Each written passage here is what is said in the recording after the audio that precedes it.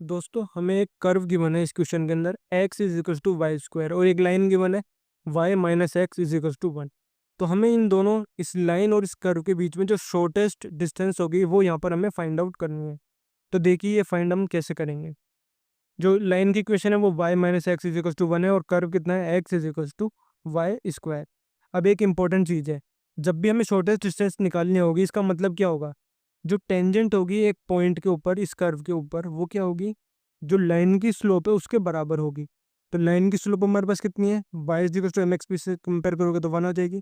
इसका मतलब क्या होगा, जो एक पॉइंट होगा उस कर्व के ऊपर वहाँ पर जहाँ पर जो टेंजेंट की स्लोप है वो इस लाइन की स्लोप के बराबर होगी, वहीं पर हमारे पास क्या होगा, शॉर्टेस्ट डिस्टेंस होगा। तो ये चीज़ यहाँ पर मैंने लिखी है, समझाने की कोशिश भी की है। The tangent at the point of curve which is at the shortest distance from line y minus x is equal to 1 must have the same slope equal to the tangent of line. तो जो curve है उसको यहाँ पे लिखते हैं, हम इसे डिफ्रेंशिएट करते हैं तो ये वैल्यू आ गई हमारे पास। तो d y by d x की वैल्यू आ गई 1/2y।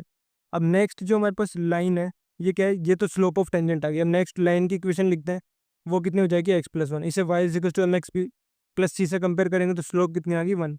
अब फर्स्ट और सेकंड इक्वेशन दोनों को क्या करो, कंपेयर कर दो। तो 1/2y की वैल्यू कितनी होगी, 1 आ गई।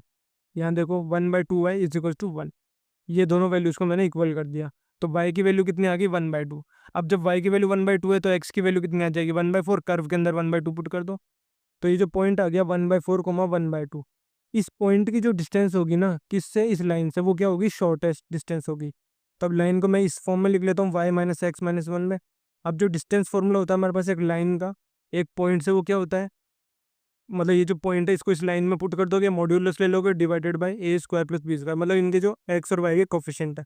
ये परपेंडिकुलर डिस्टेंस फॉर्मूला ही है हमारे पास, स्ट्रेट लाइन के अंदर आपने पढ़ा होगा। तो इसको यूज़ कर लेंगे हम, तो ये वैल्यू आ जाएगी हमारे पास, कितनी आ जाएगी, 3/4√2। ऊपर नीचे √2 से मल्टीप्लाई कर देंगे तो 3√2/8 इस क्वेश्चन का आंसर हो जाएगा। तो यहाँ पर एक बार वापस से समझिए इस क्वेश्चन को हमने कैसे करा है।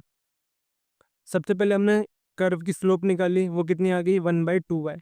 अब वो स्लोप किसके बराबर होगी, जो हमारी इक्वेशन है ना, y minus x is equal to 1, straight line की स्लोप के बराबर, उससे पुट करा तो y की वैल्यू आ गई 1/2, उससे हमने x की वैल्यू निकाली 1/4। तो ये जो x, y आया है हमारे पास 1/4 1/2, इस पॉइंट की जो लाइन से डिस्टेंस होगी वो शॉर्टेस्ट होगी। तो हम स्ट्रेट लाइन में जो हमारे पास परपेंडिकुलर डिस्टेंस फॉर्मूला होता है, जो एक पॉइंट है एक लाइन से डिस्टेंस का होता है, उसको अप्लाई करेंगे तो हमारे पास डिस्टेंस आ जाएगी 3√2 डिवाइडेड बाई 8। और यही इस क्वेश्चन का क्या होगा, आंसर होगा।